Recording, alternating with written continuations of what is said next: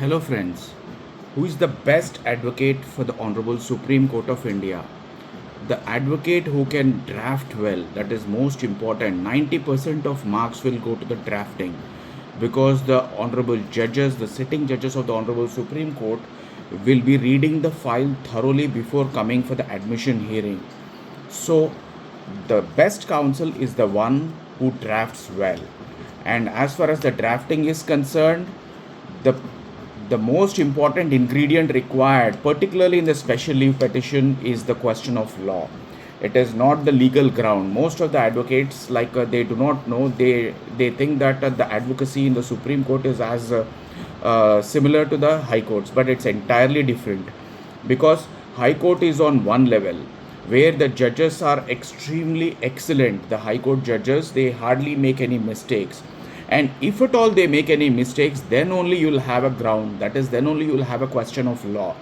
So on that particular question of law, then you'll move the Honorable Supreme Court of India under Article 136 by way of a special leave petition and challenge those orders of the High Court. So you have to be, the counsel for the Supreme Court of India has to be far better than the judges of the High Court, such in the knowledge wise, because you should be able to find out and take out the loophole or lacuna in that particular judgment. Then only you can make out a question of law and you can present it before the Honorable Supreme Court. So as I told you, 90% of the marks will go to the drafting, which contains the question of law. Then next, the 10% will be on the arguments. You hardly get 10 seconds, maximum 30 seconds. And if you are lucky enough, it may move to 1, 2 or 3 minutes maximum. That is in rare circumstances, because every day in each court of the Honorable Supreme Court, almost in the admission hearing, almost every petition gets straight away dismissed without any even giving a chance of making one argument, because they read the file thoroughly, the judges. They come to the bench with the thorough reading of the file. If at all they have any doubt, then they will raise that particular question. They'll ask you the question. That means you means the advocate.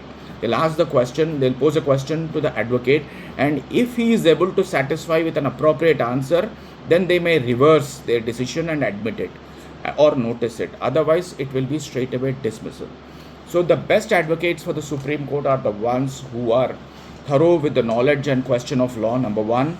And number two, they are very good in arguing. Arguing does not mean shouting or arguing in high pitch. Arguing means, even though the merit is in your place, even though you are facing gross miscarriage of justice, your counsel has to argue in very polite manner, maintaining the decorum of the highest court of India. That is very important. If your counsel argues in a high pitch or irritates the judge, because judges are always irritated, because if your earlier item advocate has irritated the judge, he will carry on that baggage, that irritation to you also.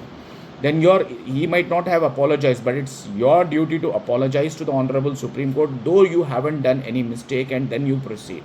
This happened many times with me as well, because advocate is somebody who cannot carry ego.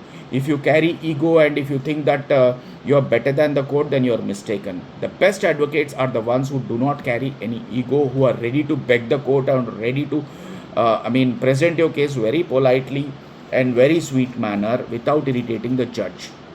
So that's all, my dear friends. I told you about the best advocacy. Two things are very important. One is the best drafting on question of law to succeed in the SLP litigation, which is considered the toughest in the country. And number two, the best arguments. Arguments means reasoning. You have to give the appropriate reasons to the bench. That is most important. Then you will definitely succeed. Last but not the least, remember the success rate in the SLPs is only 1 in 10,000. That means almost 499 petitions get dismissed. Often, every day in each court of the Supreme Court dismisses 500 odd SLPs.